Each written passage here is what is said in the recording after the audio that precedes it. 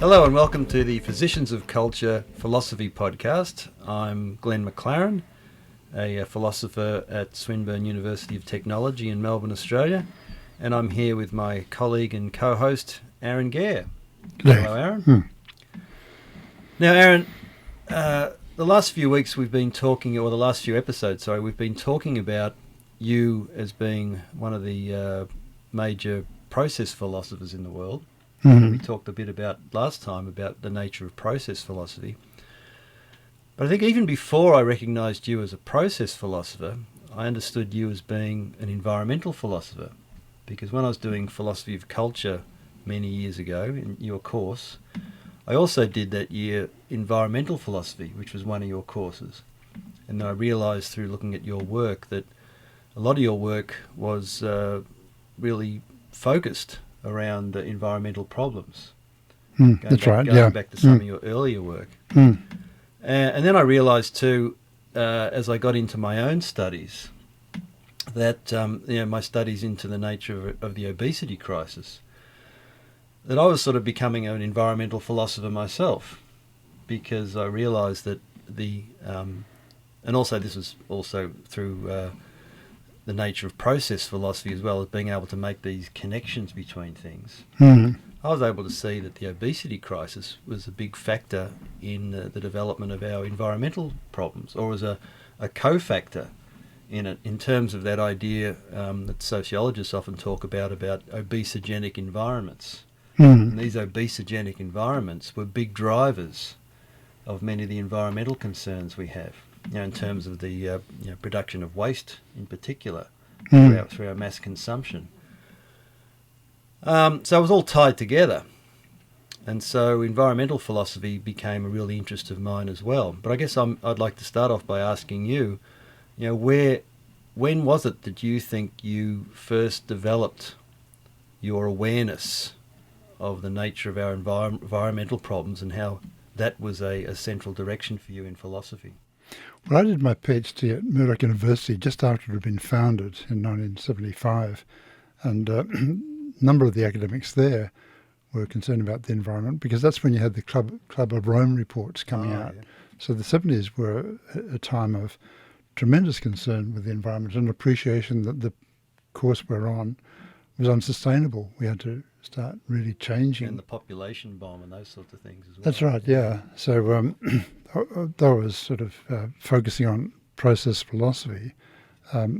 Even while I was doing my PhD, I was beginning to link that up with the environmental problems.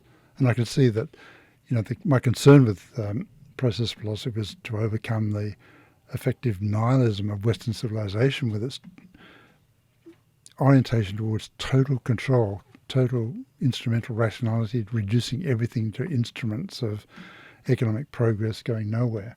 You could see that the practical implications of that nihilism were the destruction of the global ecosystem.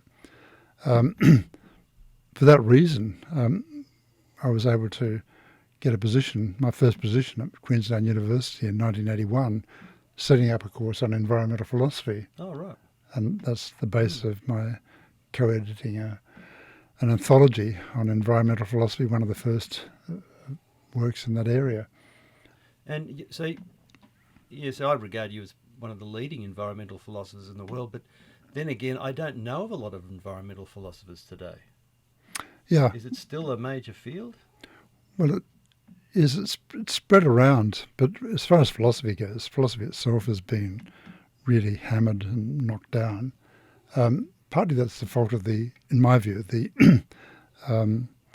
philosophers. My area was really history and philosophy of science, including the human sciences, trying to develop a much more adequate conception of what humans are as the base of the human sciences, but seeing ourselves as part of nature. So you'd had previously this dichotomy between naturalistic approaches, which have been very reductionist, and humanistic approaches, which were sort of idealist, influenced by hermeneutics and the like. And I was arguing for defending that hermeneutic approach, but on naturalistic foundations. And that was ideal to examine the environmental crisis, to look at the problematic understanding of humans, of who they are in relationship to the rest of nature. I think that's what struck me about your approach to the environment as well. Well, one of the enlightening things was coming to understand the contribution that philosophy could make to something like the environmental crises we have, and knowing that philosophy could be very practical in that sense. That's right, yeah. And that we could be hands-on in that sense, and how that area was being ignored in favour of sort of technical engineering approaches to the crisis. Yeah, that's right. Or market approaches too. Yeah, and if it was countered in mainstream philosophy, it was by talking about the rights of animals or perhaps the rights of ecosystems. Oh, yeah. But that's still... What they call moral extensionism. Yeah, that's right. But it's still associated with a tacit acceptance of a kind of Cartesian dualism, that we as humans aren't part of nature, but we should perhaps recognise that it's having rights. Whereas I think what's required is to recognise that we're components of ecosystems, but components that are more like a cancerous tumour at present, destroying the conditions of our own existence.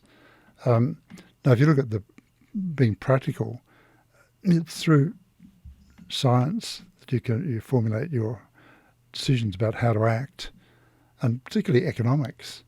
And economics incorporated fundamentally defective assumptions about humans and their relationship to the rest of nature. Well, that's what came as a big shock, I think, to myself and a lot of other students in your environmental philosophy class, was how much of it was on economics. That's right, because the economists, the people who are defining the direction of society, they're the ones who are the effective ethical philosophers in our society. They're promoting the idea of greed as good and so on. That's what drives the market, and we have to just accept the triumph of the most powerful, fitting in with social Darwinism. Yeah. And unless you confront that, you're not really confronting the driving forces of ecological destruction. So, yeah, what was interesting about that was, recognising that idea of economics as being a closed model. Yeah. And the idea that came quite popular or widespread in looking at environmental problems, of the problem of externalities. Yeah, that's right. So they acknowledge that there are externalities. They say that nature is basically a resource, but in exploiting it, you do produce some externalities. But the assumption is that with a bit of economic skullduggery, you can sort of incorporate those externalities into the same basic model. The problem is that when you look at the relationship between economics and power, who dominates politics, that doesn't happen. So in Australia at present, we've got some governments that talk about being concerned about the environment. At the same time, they're actually subsidising the coal and gas industries. Yeah, that's right. I was listening the other day to a speaker talking about the fact that the HECS debts in Australia were greater than the subsidies given to fossil fuel companies. So he was making the point that our young people are actually funding the budget. That's right, yeah. And we're giving that money off to the fossil fuel industries to destroy their future. Yeah, well, you can see the same problem with the economics defining people in terms of whether they're going to generate profits. So you have no real commitment to the population, to the general population, except insofar as they're exploitable. So a big part of that course, of course, one of the main readings in that course was John Cobb and Herman Daly's book on the common good. Yeah, for the common good. For the common good from memory, yeah. And that was one of the first time that I'd ever come in contact with the idea of a steady state economy, a non-growth economy, which was quite groundbreaking as an alternative. Yeah, well, now it's obsolete because we have to have degrowth rather than steady state economy because we've gone too far. Yeah. I mean, the trouble is that since the 1970s, despite people's awareness of this massive problem confronting us, we haven't changed directions at all. And the problem of degrowth, of course, is what you always used to refer to in your books as the celery diet. Yeah, that's right. So yeah, you can't, you're not going to inspire many people if you're wanting to put them on a celery diet. No, that's right. To save the planet. The notion of degrowth is just negative, and you need something positive to aspire to. So the problem is how to aspire to that, or have a vision that you want to aspire to, that you think it's worth, really committing yourself to. And the problem is, with our dominant assumptions in our society, it's really difficult to formulate such a vision of the future. And this is where you need to really challenge the basic assumptions of our whole civilization, and to begin to appreciate the nature of this civilization. This is a civilization that spread out from Western Europe, conquered the world, killed hundreds of millions of people, and still dominates and is still being extended. It's associated with the commodification of everything, with an instrumental rationality, with a mechanical view of the world, this reductionist materialism, and it's still there. We've modified it slightly by introducing the notion of information, that kind of thing, but it's still this mechanical view. Humans themselves are regarded as information processing cyborgs. And so long as you uphold that conception of the world, which is, what's driven it and what's allowed it to dominate, with the enormous power given to the military-industrial complex. America, which dominates this, having succeeded Britain, now spends more on the military than all the rest of the world put together, and they use that power to impose markets everywhere so that they can exploit their resources and cheap labour. And we were talking about metaphor in our last session, and humans have always had this ability to be able to turn their technologies into sort of these guiding metaphors. That's right. You can see how it operates. And you look at the invention of a clock, and you think, "Oh, isn't that amazing? What an amazing piece of machinery! We created that, so maybe that's what God made us in the image of," or something like that. That's right. And as our technologies become more and more sophisticated, we still do that, don't we? That's right, we do. We still have a mechanistic view, but we don't look to old-fashioned clocks anymore. First of all, you had steam engines running down their energy and so on in the 19th century. Then we've now moved on, after Boltzmann sort of dealt with thermodynamics, with statistical mechanics, reducing it to atomism again, and then identifying information with negative entropy. We now conceive ourselves as information processing cyborgs, and it's just still a very mechanistic way of thinking, and it's still very nihilistic. What's the value in such beings? If you can replace them with more efficient robots, why not? We've got a culture that, as I say, is nihilistic, which doesn't uphold any real values, doesn't really value life, doesn't even appreciate or understand what life is. Well, steam engines were much better in many ways, weren't they? Because it was steam engines that gave us insights into the second law of thermodynamics. That's right, yeah. Which has become an important concept or idea in the environmental movement. It has, yeah. Yeah, so if you look at one of the people who contributed to that, it was Jevons, who was also an economist, who formulated this paradox. He said, one of the things that the mainstream environmentalists argue is that if we use our resources more efficiently, that'll solve the problem.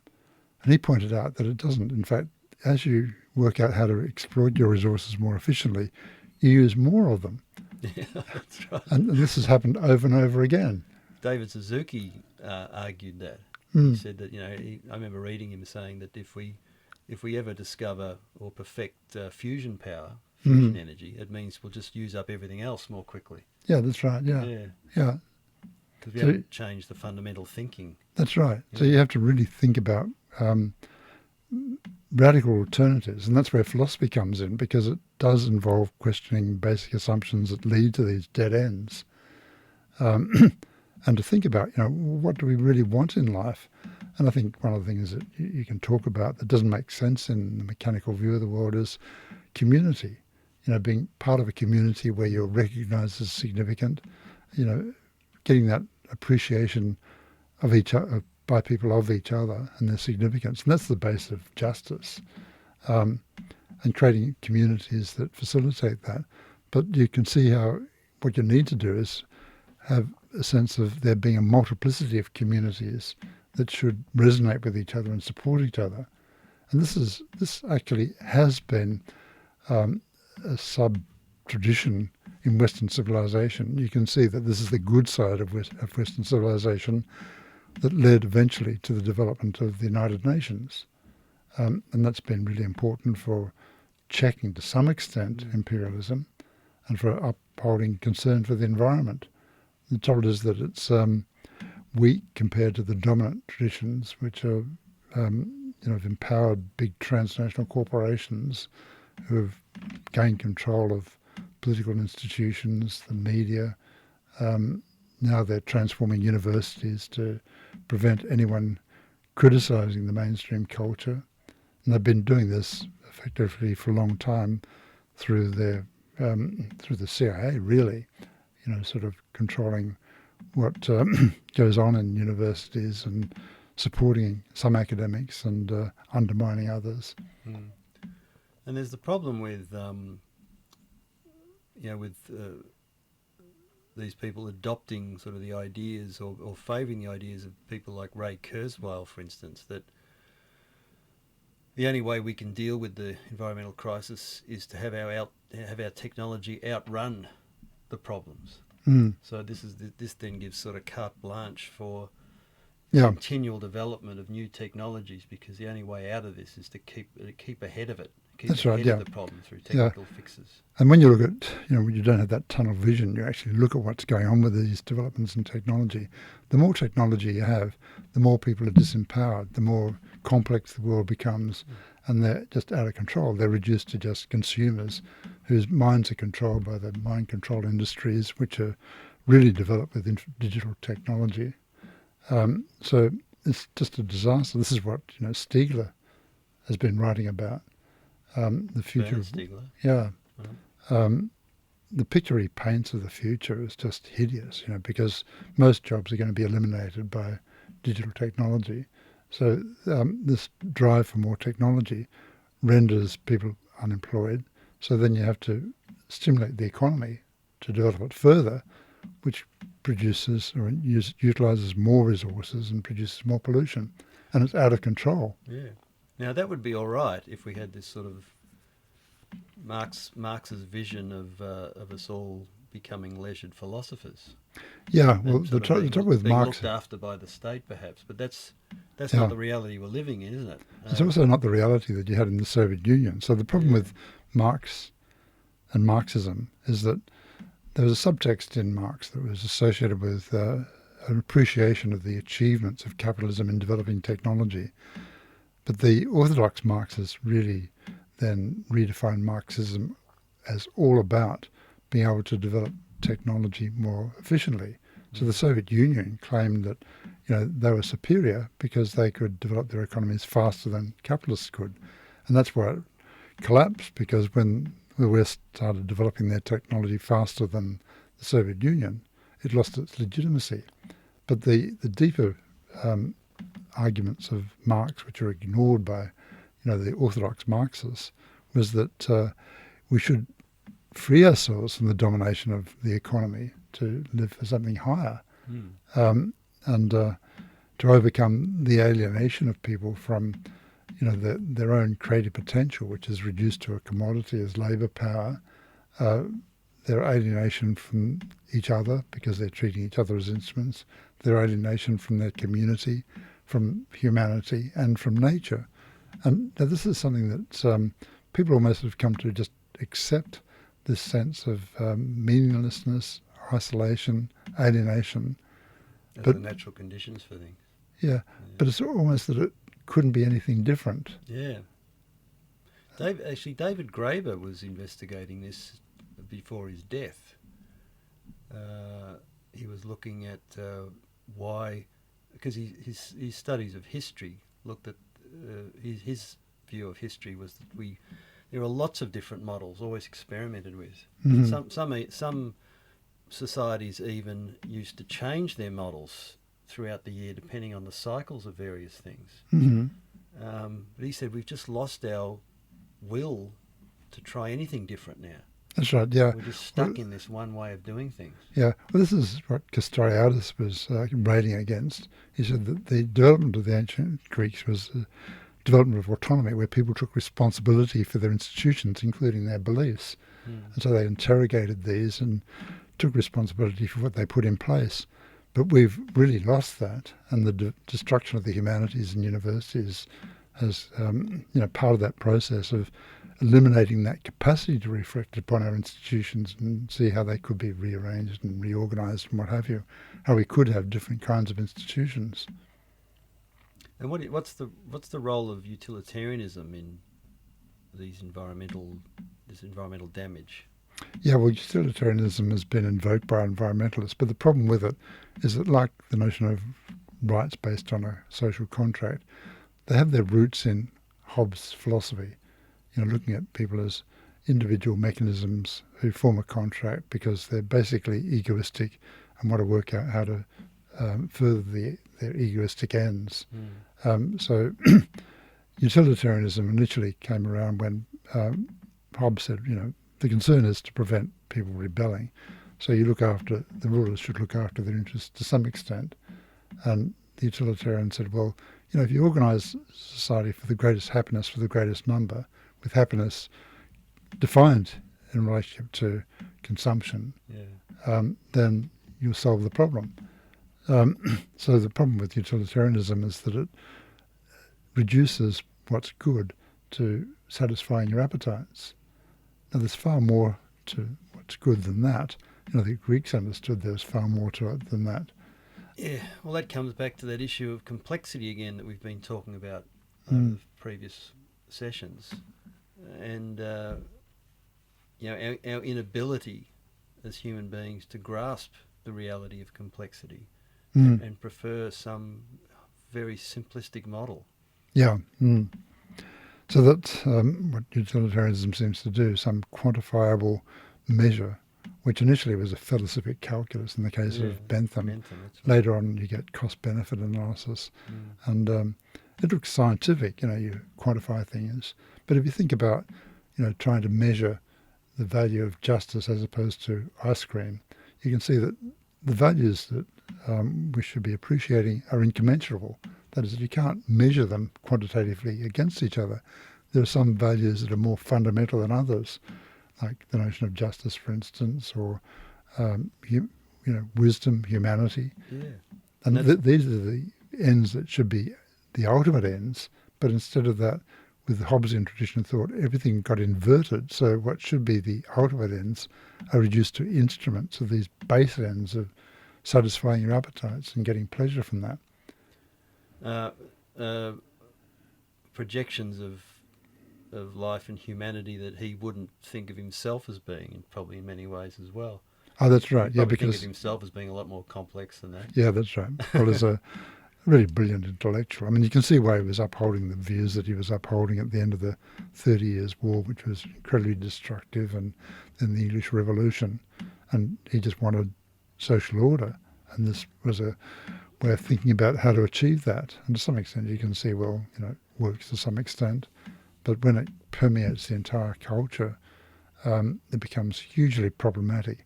So what you look at, looking at Western civilization, it's been, on the basis of that philosophy, been characterised by imperialism, the extermination of native populations of the Americas and Australia and so on, the continual subjugation of people, looking at the conquest of India and the effects of that. At least 20 million people died as a consequence of the British colonising India. Some people say that it might be now more, it was like 160 million people. And we're continuing to do this. It becomes numbers, doesn't it? Yeah. And we're just continuing to do it. This idea of ironic detachment among philosophers, I think, is always interesting. Yeah. When I think philosophers put forward these views sometimes, or these theories about human beings or reality, that they don't necessarily, or for the purposes of social control, for instance, which they don't necessarily believe themselves and or would apply to themselves. Yeah. And of course, one of the problems in our society is many of us lack a sense of irony. Yeah. And so we don't understand this. Yeah, well, this is, if you read Machiavelli, you can see that there is somebody who had a strong sense of irony, and he portrayed, power struggles the way they are. But he was really on the side of democratic republicanism, and he was just warning people that this is how the people in positions of power think. But he was also trying to work out how you can get to a more democratic kind of society. But people not understanding his irony just thought that, oh, this is great. This is a recipe for how we should behave. Recipe for domination. Yeah, wasn't he just trying to get a job with the Medicis at the time? He was trying to ingratiate himself with the Medicis. Telling them what he thought they wanted to hear. Yeah, they'd tortured him. He dedicated his book to the Medicis, but I think that he was doing it tongue in cheek. And the British comedian Ricky Gervais did a whole comedy show on irony. Oh yeah, which was hilarious because every joke that he told, many of them were totally outrageous, of course. Every joke that he told, though, was to test the audience's capacity for irony. And many of them failed miserably. Yeah, that's right. People who use irony are generally misunderstood.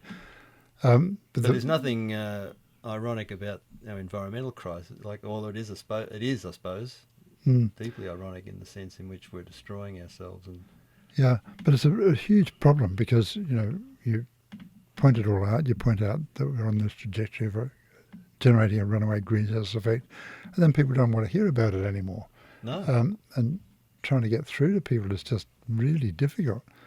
It is very confronting. I know that I'm facing going back to the classroom shortly. And to face a lot of young people. I think I was talking to you about some recent data I saw in relation to climate sensitivity measures that are suggesting that things are a lot worse than we believed. Yeah. Perhaps 20 years we were in big trouble, for instance. Yeah. And having to confront people in their 20s just beginning their lives. Yeah. And we have children ourselves, of course. Yeah. Having to confront people in those age groups and try to give them some sort of hope. Yeah, and it's difficult to do that because we know that people who've had hope in the past haven't got anywhere. So I think the problem now is with young people. A lot of them do understand the environmental crisis because school teachers have told them about it and they're unhappy with their parents. Which the right are very unhappy about, of course. Yeah, but the problem is that they also know that they're more than people in the past, how powerless they now are. It's so difficult to get any kind of effective action. Well, that's one of those things that we don't seem to be able to shake, isn't it, throughout history? That ability for a few to render most of us powerless. Yeah. In the face of these problems. Yeah. And it's always happened throughout history. There have been times where the people have given themselves more power, have been able to seize more power. Yeah, that's right. So you look at really. What happened during the Great Depression. You had the Keynesian revolution, people like Franklin Roosevelt coming to power, who was a really decent person, eventually, playing a major role in defeating Nazism and fascism in Japan and Germany and Italy and so on, setting up the United Nations, imposing a social democratic social order on places like Germany and Austria and so on. Well, he died and got replaced by people who had nothing like his commitments and vision. And gradually, that possibility which had been opened up by him got eroded. So you had the development of neocolonialism, where America sort of overthrew any government that stood in its way of exploiting resources. Then the corrosion of democracy in America and Western European countries. And then the collapse of the Soviet Union, and instead of that being an opportunity to end the Cold War, America taking that as an opportunity to further dominate the world, continually humiliating Russia, till eventually you had the inevitable military conflict that's now taking place in Ukraine. Yeah. Now, your solutions to these problems, particularly these environmental catastrophes, usually revolve around cultural change. Yeah, but it's cultural change that has to change the way people act and think and live. I think changing the kind of institutions they've got, to some extent that can involve reinvigorating them, so reinvigorating their institutions of democracy so that they make these institutions genuinely democratic. That's right. You advocate for strong forms of democracy to attack this problem, but of course what we're seeing at the moment in the world is the shrinking of democracy. Yeah, and the extent to which it's shrunk, people haven't understood because they don't really understand what democracy means. You have to go back to the ancient Greeks and see what it means, which means that people take real responsibility for the decisions made by the polis, the collective community, and its institutions, its long-term plans, all those things. And that means understanding these policies. So you need people who take responsibility to understand how the economy works, what are the different options, and you need a civil service that's committed to informing people. What we've been doing... humanities education? That's right, the broader framework with which you should understand all that, the assumptions on which you're living rather than just taking them for granted and accepting them. We don't have anything like that anymore. But in Australia we did have something like that with federation, influenced by the British idealists. But the peculiarity of Australia, and this is true of other countries, we've allowed ourselves to be deprived of our own culture, our own history. Our own history has sort of been taken from us so that we can no longer situate ourselves in relation to a narrative of how Australia has developed, which would involve appreciating how our ideals have been subverted. And you have to work out, why has this happened? And then you realise what you're really up against, because you've got all these fake, radicals who like to think that they're on the right side, but do everything they can to avoid effective political action or making that effective political action possible. And this is the problem with crises too, isn't it? Is it like you've always stressed, I think, in your work, the importance of seeing the environmental problems as being a crisis. Of raising the import of what's going on. But the other side of that idea of crisis is, of course, is that crisis often creates the opportunities for psychopaths to step in. Yeah, it does. And so the thing about crisis, James O'Connor wrote a whole book on it. The term comes from medicine, where people who are ill go through a crisis where they can either sit on the path to recovery or continue in their decline until they die. And that's the kind of situation we're in at present. So our culture's sick. So you're like at the top, you can teeter either way. Yeah, that's right. Yeah. So we've got a really sick culture that's destroying our environment, which will destroy civilization, and we can move in a different direction, face up to that crisis and move in a different direction. You've got all these people like ExxonMobil trying to prevent people acknowledging that crisis and prevent them taking the effective action. They're incredibly powerful. But people can change things. I mean, one of the things that you can see where this happened is, the New Left in the 1960s didn't accept the Vietnam War. Now, Henry Kissinger wanted to invade North Vietnam, which would have led to the deaths of millions of more people. And he was prevented from doing that by the student demonstrators. So young people actually can be efficacious. They can change things, but they've been misled into believing that they're powerless, I think. And that's one of the problems we have to overcome. Well, it's divide and conquer, isn't it? Yeah. Now, if you're trying to think about what's involved in effective action, this is where stories are really important, which includes, the story of history. So stories are incredibly important because they enable people to define themselves in relationship to the ongoing stories that constitute the institutions, the societies and civilizations that they're part of. They enable people to relate their own lives to the lives of other people, understanding their stories. And this is why literature is so important, because literature actually does enable you to put yourself in the shoes of others. Mm-hmm. You think of George Orwell as an exemplary case.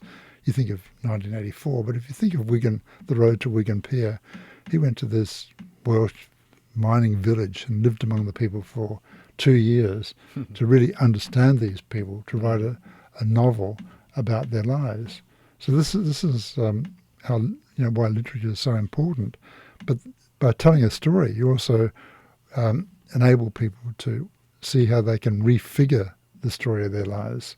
That is, they don't have to remain condemned to the stories they've inherited. They can reformulate them. And that's at the local level, at the level of individual lives, at the level of individual communities, at the level of nations, of civilizations, and then the whole of humanity. Yeah, we've talked about postmodernism before, but that is characterised as that sort of existing in this heightened present all the time. Yeah, in which you have no past or have no future.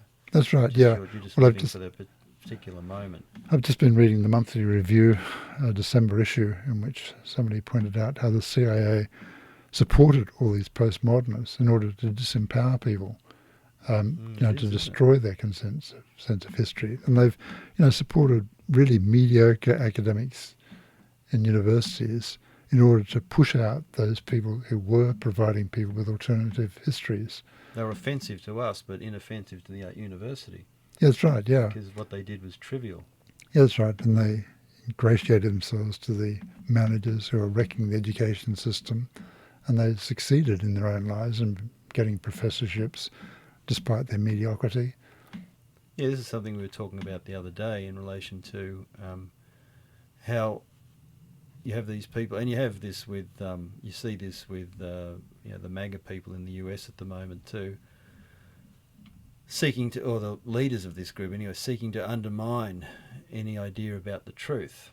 Oh, that's right, yeah. Even often seemingly conservatives, undermining the idea of what the truth is, or the idea of being able to find any truth. That's right. Well, even the quest for truth, because the notion of truth means that, if you recognise that there is a truth, it provides the conditions for people to unify, because they recognise that this is the truth. This is the base of our actions. If you eliminate any notion of truth, people go in all these different directions, and they're rendered utterly powerless by virtue of that.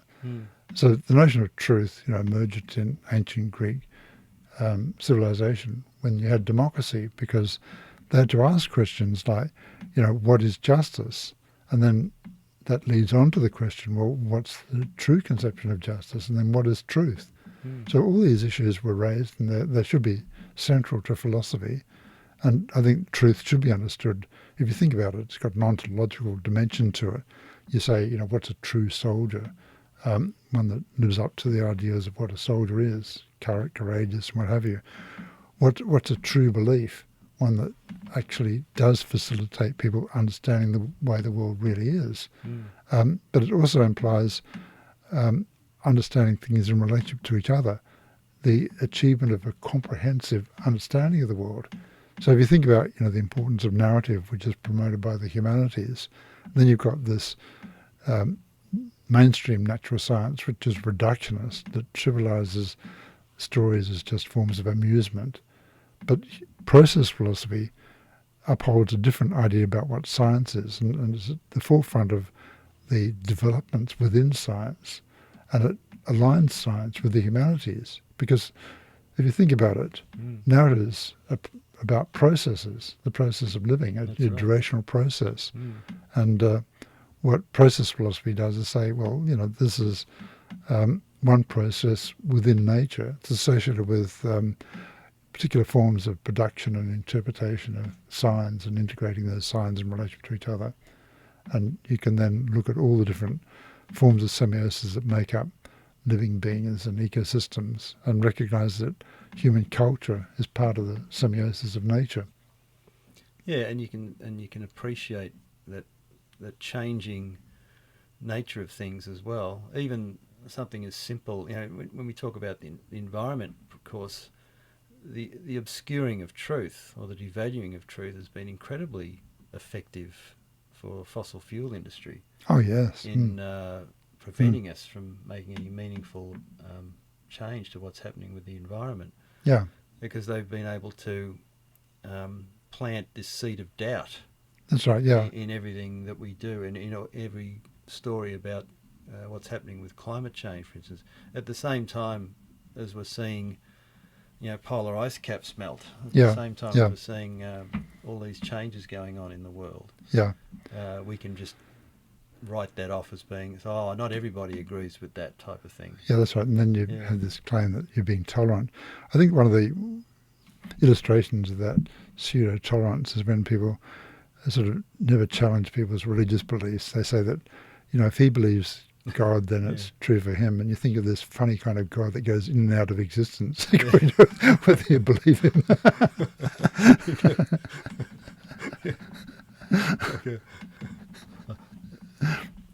Like a magician's trick or something. Yeah, that's right. It's just these people have just really lost their grip on the real world. That's true about religion. I mean, and that's the problem for me in having studied metaphysics and embracing metaphysics, is that as much as I try to respect different groups and different cultures, I say, well, that's crazy. Like,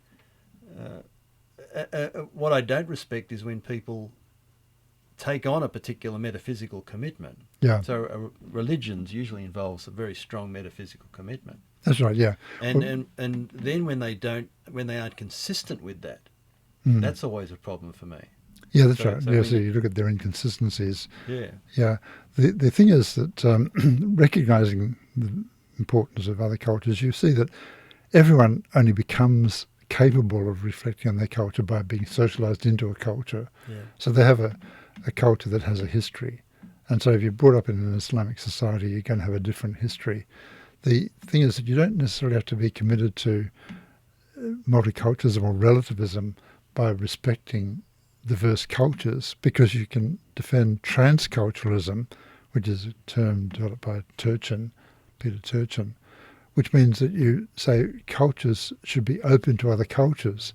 They should be learning from each other. They should be criticising each other. Now, that brings up something we've talked about a lot, which is the problem of maturity and education. Because obviously our education system should be totally oriented around developing transcultural thinking. Yeah.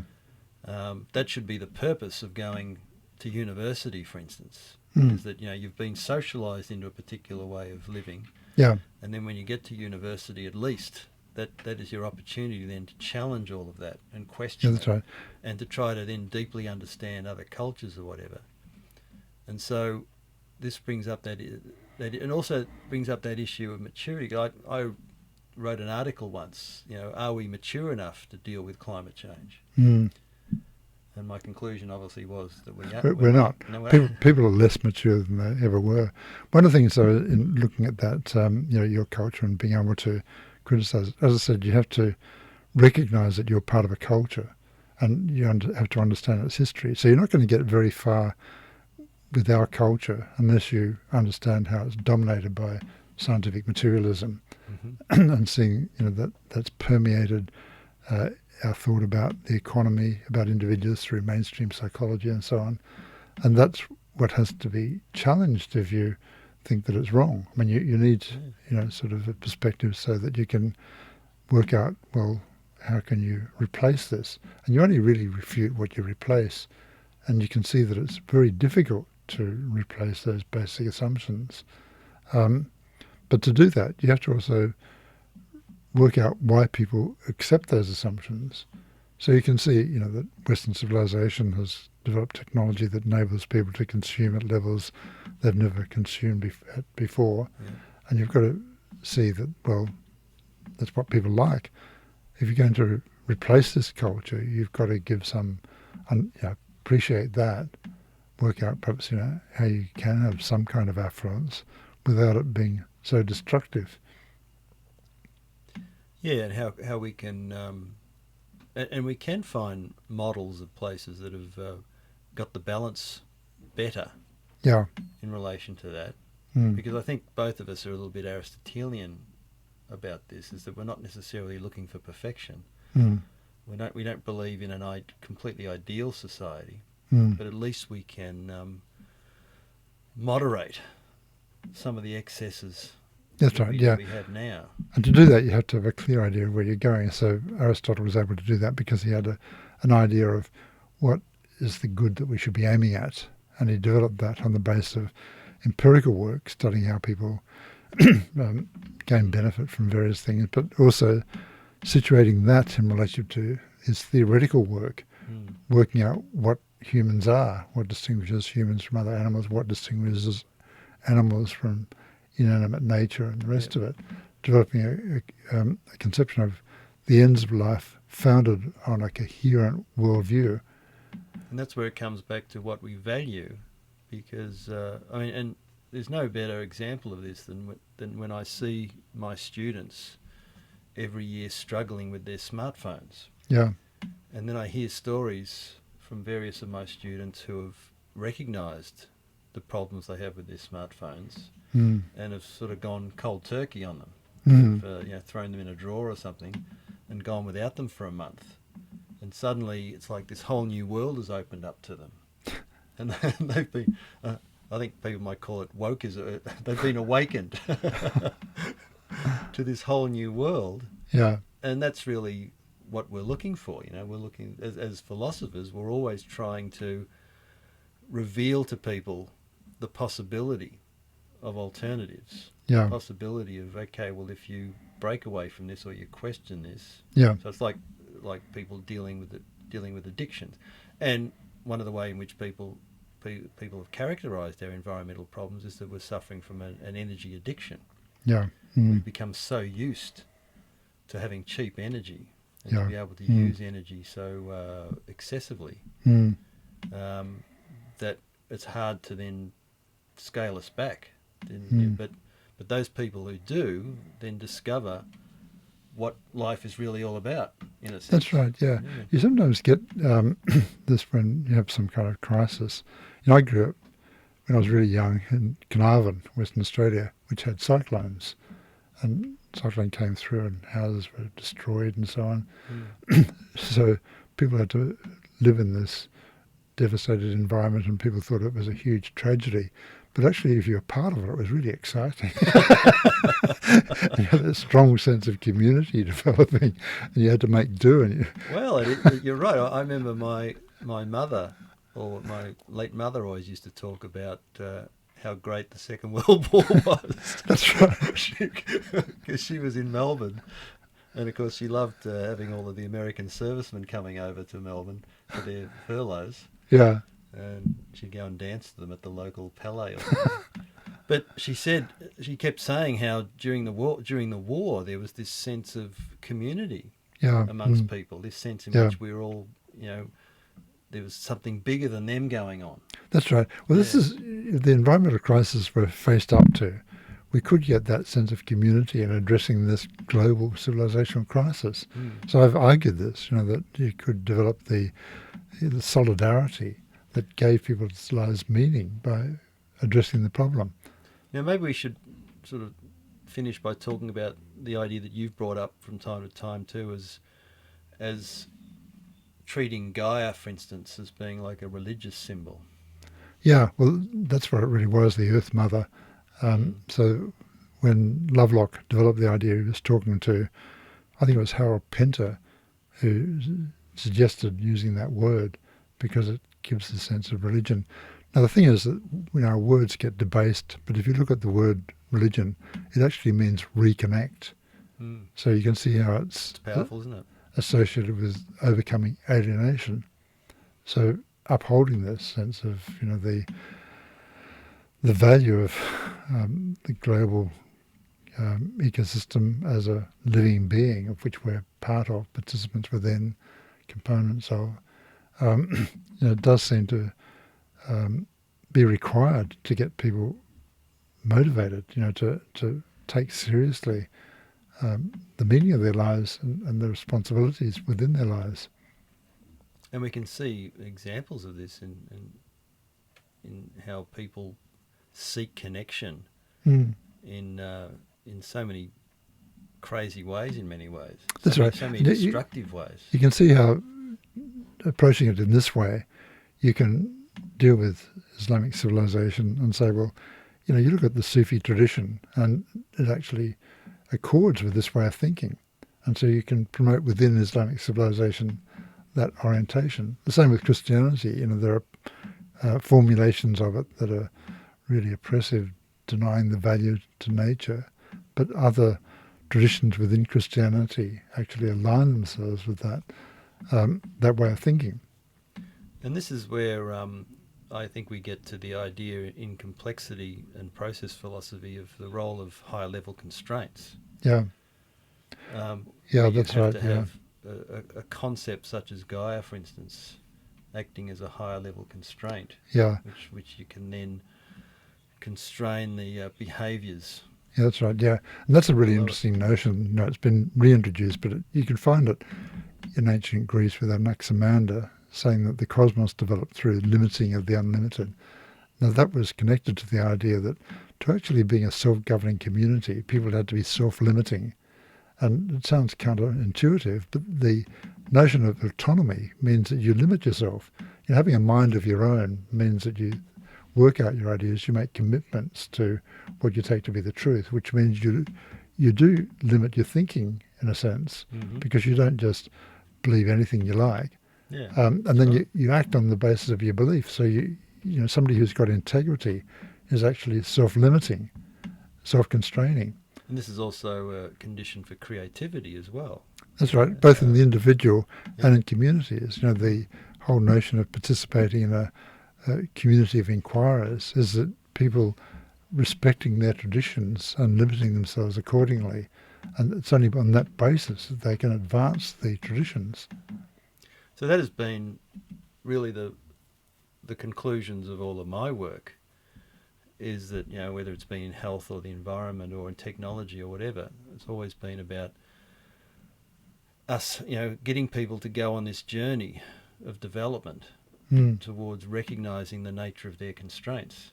Yeah. And then coming to respect the nature of their constraints and the constraints that are provided by these constraints. Yeah, that's right. Yeah. And you see how the alternative operates. So, in the 1970s when you had simultaneously neoliberals and then these deconstructive postmodernists emerging, saying that we should be free from any constraint, what that really ended up doing was massively empowering a really small number of people, the top 1% in America, to dominate everyone else. So everyone's lives being reduced to insecurity. They're actually enslaved, being put in positions where they're dependent upon others who can harm them. So that's the outcome of lack of constraint. And then we look at we look at someone like Elon Musk, who is projected as someone who is lacking any constraint in some way, who doesn't suffer the same constraints as normal people. And then his dreams of reality and his dreams of the future, we all get drawn into reproducing his visions of reality. His vision isn't to take off in a spaceship and settle on Mars, leaving us to stew in pretty much. Yeah.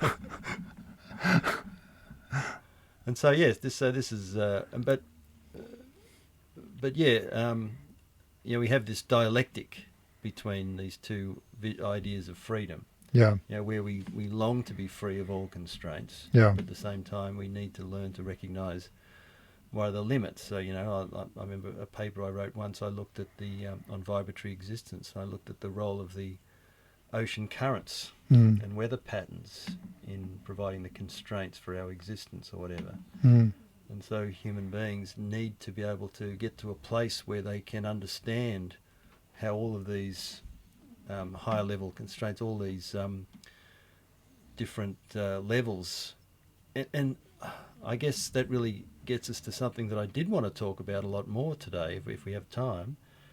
But that's hierarchy theory. Yeah. But maybe we'll leave that one till next time. That sounds like a good idea, because it's a really important idea. Yeah. Mm. All right. So thanks for joining us today on the the Physicians of Culture Philosophy podcast, which of course is very necessary in a sick environment to have physicians of culture.